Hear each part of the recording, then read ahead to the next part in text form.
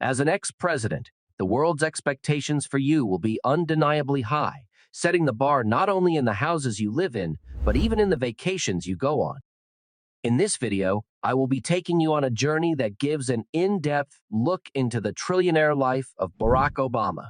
We'll explore the substantial wealth he has amassed, unravel the secrets behind his financial success, and venture far beyond the realms of politics and affluence. Net worth. Before getting into an in-depth detail of his life, let's talk about how he has managed to build his empire and how he is keeping up with the lifestyle he had been introduced to as president, now that he's no longer one. For some of you, you might think that Barack Obama's wealth accumulation began only when he assumed the role of President of the United States. Well, that is far from the truth. To understand the origins of his financial success, we must cast our gaze back to the early 2000s. In 2004, well before his historic presidential tenure, Barack Obama earned a relatively modest salary of $8,287 as a member of the Illinois Senate. He was actively promoting the interests of his constituents and putting forth great effort to improve Illinois.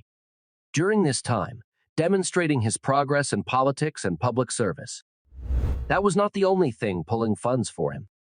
As of 2004, he had an additional stream of income. He was an educator who was sharing his knowledge and expertise with the next generation of legal minds at the University of Chicago Law School. His take-home for his contributions was $32,400. In addition to his salaries and earnings from his work in the Illinois Senate and at the University of Chicago Law School, Barack Obama also diversified his financial portfolio through various investments. It would be weird not to have investments, right? Well, he had holdings in 3 distinct assets, one of which was the Vanguard Wellington Fund. These investments were valued between $100,000 and $200,000. Entering the literary world in 2005 was a major turning point in Barack Obama's financial career. In 2005, he secured a huge bag that included a multi-book deal with the renowned publishing house Random House. The ex-president was said to have received a substantial $1.9 million advance after January 2005 for his forthcoming book, The Audacity of Hope.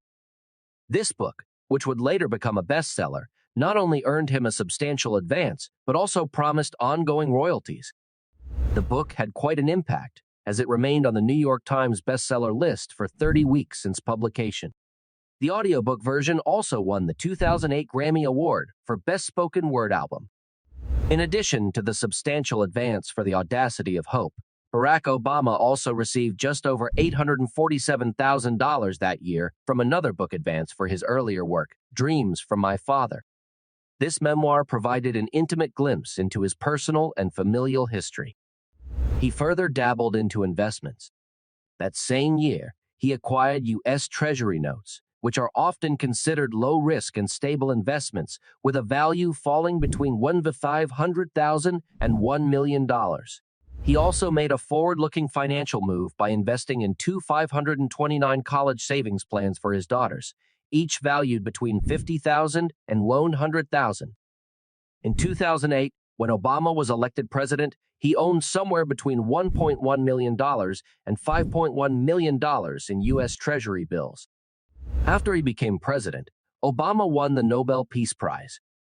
He actually donated it all to a number of different charities. Fast forward to his earnings in the Oval Office from 2009 to 2015, Obama earned $400,000 a year as president and continued to earn book royalties as well as interest on his investments. His life after the Oval Office saw him earn $200,000 annually in pensions. After leaving the office, he has been able to monetize his presence and charge as much as $400,000 for public speaking engagements. At the end of the day, the pension would probably not cut their finances, which is why he had to cut some deals that would bring in more cash. In 2018, the Obamas dabbled into film production, founded Higher Ground Productions, and signed a production deal with Netflix.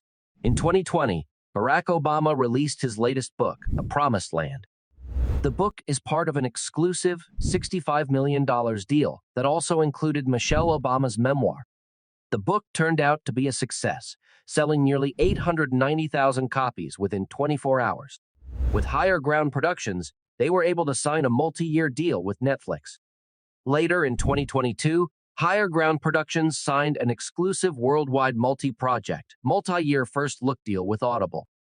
Altogether, his best-selling books, Audacity of Hope and Children's Book of the I Sing, A Letter to My Daughters, along with Netflix and Audible deals, showcase his mastery in monetizing his ideas and thoughts. A factor that might have also led to his financial success is the widespread interest and demand for insights into his life, perspective, and presidency. All in all, Barack Obama's journey from a law school lecturer and senator to the President of the United States has been one of financial ascent, not just through politics, but also through his literary and media ventures. This wealth journey was not just about building riches for himself, but also creating a financial cushion for his family's future. With diverse streams of income, smart investments, and successful literary and media ventures, Barack Obama has secured a position among the elite class, and his financial trajectory continues to rise in the post-presidential phase of his life. I hope this is helpful. If you have any further requests or modifications, feel free to let me know.